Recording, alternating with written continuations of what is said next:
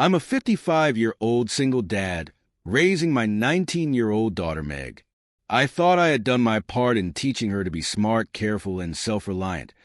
But now I'm watching her make one wrong decision after another. Her latest, rushing into a marriage with a man who's nothing but a walking red flag. Meg has always been full of potential, but has rarely been interested in using it. During high school, she took a 2-year break, claiming she needed to find herself. While her studies were average, she excelled in sports like football and baseball, so I supported her passions. When she said she felt overwhelmed by school, I agreed to let her take time off, thinking it was just a phase. But those 2 years turned out to be the most challenging of my life. Instead of focusing on her game or self-improvement, she spent her days watching TV, hanging out with the wrong crowd, and throwing tantrums whenever I called her out. She even started sneaking out at night. Once, she took my car without permission and tried to leave town, only to be caught by a traffic cop just in time. I did everything I could to get her back on track. Therapy sessions, late-night talks, and endless interventions. Eventually, I managed to convince her to return to school and finish her education. I thought we were finally turning a corner, but then she met Tyler. Tyler is a 26-year-old baker's assistant who delivers pastries to her school cafe. I don't have anything against his job. Honest work is admirable, but Tyler is aimless. He hasn't completed middle school, has no real goals, and lives in a tiny studio apartment. His attitude about life: we'll see what happens. To make things worse, Tyler has a history of failed relationships, including a brief marriage that ended after 6 months. Despite all this, Meg fell head over heels for him. At first, I thought it was just a casual relationship, but then she dropped the bombshell. They're getting married next month. I was stunned. Meg went on about how they were soulmates and how age doesn't matter. She insisted that nothing mattered. Not their lack of a financial plan, not their shaky future, and certainly not my concerns. When I asked if I had any say in this decision, she bluntly told me my role was to smile and give her away graciously. She even said I should feel lucky to have been informed, unlike some of her friends' parents who weren't told about their kids' weddings until after the fact. I tried reasoning with her. She hasn't finished high school. She has no job or savings. She still lives with me and relies on my credit card. I asked if Tyler had any plans for their future. She proudly told me they were moving from a studio apartment to a 1-bedroom. I pointed out that she had grown up in a spacious 3-bedroom house and asked if she really thought she could adjust to living in such a small space. Her response: why not? I hang out there all the time. At this point, I insisted on meeting Tyler. Meg reluctantly agreed to arrange a meeting this weekend. I'm not sure what I'll say or do, but I know I'm not ready to give up on her, no matter how stubborn she is. What would you do in my situation? Should I let her learn the hard way, or is there still hope to change her mind? What could I even say? She insists she's an adult and can make her own decisions. Legally, yes, but at 19, marriage still seems too young, at least in our culture. I immediately called up Meg's mother. She's always been distant and wrapped up in her own life. We divorced years ago, and since then, we've been co-parents. She remarried soon after, which didn't sit well with Meg. Their relationship grew tense when, within a year of her remarriage, she had a baby girl. Meg felt overlooked and insecure after that. Then, just a year later, she had twin boys, and since then, she's had no time for Meg. On the other hand, I never dated anyone seriously after our divorce. I knew it would be hard on Meg, so I stayed focused on being her constant support. Meanwhile, her mother was busy raising her new family. For a while, I was the one Meg came to when things went wrong. But in recent years, after Meg dropped out of high school, I noticed her getting closer to her mom. At first, I was relieved, thinking it was a good sign. But soon, I realized her mom was just playing the good cop role to make up for her absence. She blindly supported whatever Meg wanted, while I was the one trying to keep her grounded and teaching her responsibility. And suddenly, Her mom became Meg's favorite parent, even though she rarely spent time at her house. I thought if her mom spoke to her, maybe it would shake some sense into her. After all, her mother had become the cool parent. So, I reached out to my ex. She agreed to talk to Meg, but I could tell she wasn't really invested. She said, "If they're in love, we should support them." I was stunned. Support them? Support a marriage between a girl who hasn't finished high school and a man without any real job or future plans. We both knew Meg wasn't ready, but her mom just didn't want to deal with the conflict and sugar-coated her words. The conversation didn't change anything. She offered to help with the wedding preparations instead. Now I'm torn. Not really, I know what I want. I don't want this wedding to happen. But how do I stop it? Can anyone offer advice on how to deal with this? As much as it pains me, this might just be one of those moments where I have to let her make her own mistakes, even if I know it will be hard to watch. But at least I can be there to help her through it, no matter what happens. Update. It took a dramatic turn. Here's what happened next. I decided to call in reinforcements. My mother, Meg's grandmother. She's in her late 70s, tough as nails, and has always been blunt and practical. She agreed to come over and talk to Meg. I hoped that maybe a collective voice from everyone would get through to her. When Grandma sat Meg down, she didn't hold back. "Marriage isn't just about love," she said. "It's about commitment, responsibility, and planning. Have you and Tyler thought about your future? What's your plan for finances? Do you have savings for emergencies? Can you even earn enough to keep a roof over your heads?" Meg shifted uncomfortably in her seat, but Grandma wasn't backing down.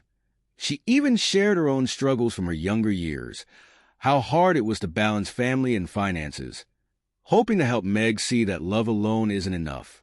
But Meg just crossed her arms and gave the same line she gave to me. "Times have changed.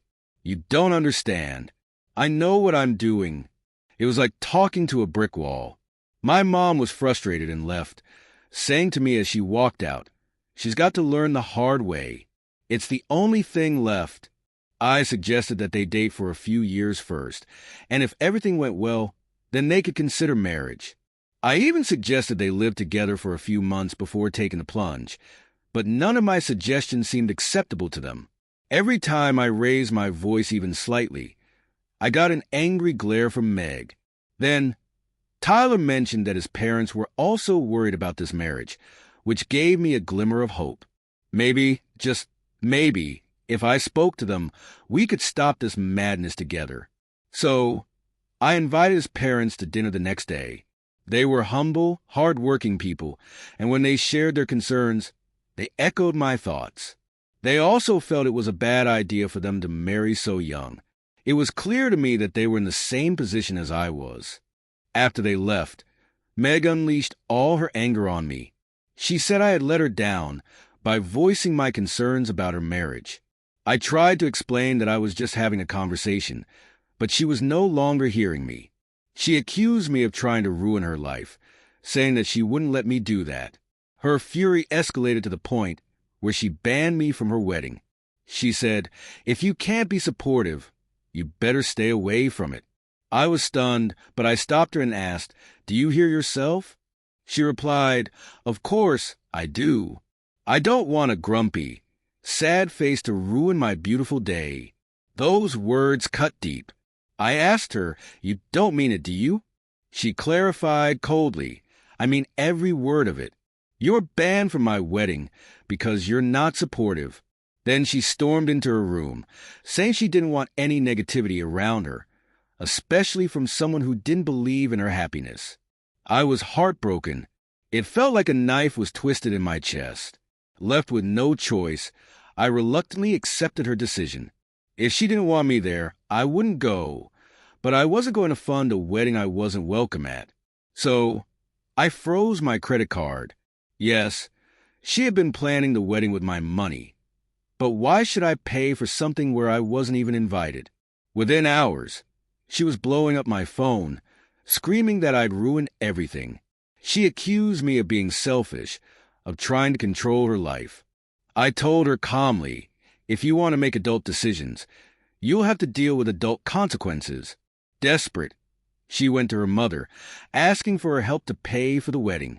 Meg thought that her mother, who was a stay-at-home mom with 3 kids and a husband who was the sole provider, would somehow pitch in for the wedding. But the joke was on her. Her mother shed a few tears of helplessness and turned her request down. Meg had already cut off her last option, her grandmother. My mother was the only person left who could possibly fund this wedding, but I don't know what she's going to do now. My instincts tell me that they'll find a way to marry, even if it's just a simple city hall ceremony. The disaster is inevitable. As the wedding date approaches, Meg and I are avoiding each other in the house. My heart is sinking. It's only a matter of days before she leaves the house for good. I knew this day would come eventually, but I never imagined it would be under these circumstances, with so much conflict. I think the most painful part is that she's choosing to ignore everything I taught her in favor of this fantasy of love. As for freezing the credit card, well, that was honestly the most responsible thing I could have done. She can't expect me to fund a wedding where I'm actively being excluded. Update 2. Thanks for all the love and support. I really appreciate all the comments and texts I've received from fellow parents and dads. Sorry it took a while to update, but here's the latest. As I predicted, Meg got married despite all the odds. And the situation isn't exactly pleasant for them. After I cut her off financially, Meg wasn't going to let a frozen card stop her. She and Tyler went to the bank and took out a loan to fund their wedding. She rubbed it in my face, saying, "You think you can stop the wedding by freezing your stupid card? The wedding is happening as per the original plan, whether you like it or not." I just said, "Fine," and let it slide. They borrowed thousands of dollars for the venue, flowers, catering, and even a small live band. Tyler's family wasn't thrilled about the marriage, but they attended, looking miserable the whole time. His dad even video called me in between the ceremony. Meg's friends chipped in where they could, even though they didn't think it was a good idea either. A few of her close friends tried to talk sense into her, but she cut them off, convinced they were just jealous of her happiness. She was isolating herself from everyone who cared about her just to hold on to the illusion of a perfect wedding. One of her childhood friends, who's also our neighbor, called me after the wedding to fill me in on what happened. She said, "Don't you know what happened to her? It's like she's in some fantasy world." I felt hurt and pathetic about being banned from the wedding. I know I was against it from the start, but I never wanted to miss it. As a father, your most honorable and cherished moment is to walk your daughter down the aisle.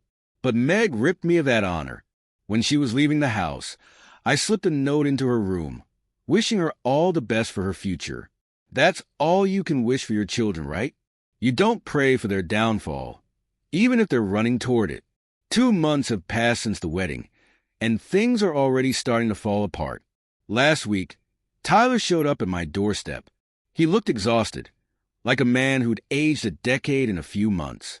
I was hesitant to let him in, but I did. He danced around the topic, but I could tell he was struggling financially.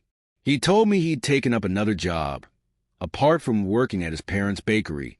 Meg was also interviewing for jobs, but you know the kind of jobs a high school dropout can get, and Meg must have been picky about them. Then he got to the point. His earnings weren't enough to make ends meet. They were behind on loan payments, rent, and utility bills. He told me they were drowning in debt and asked if I could help them out, just until they got back on their feet. I looked at him, remembering how he told me love was more important than money. I told him, "Sorry, I can't help. If my daughter is so proud of her decision, why do I care?" They had to figure it out for themselves, just like he initially said.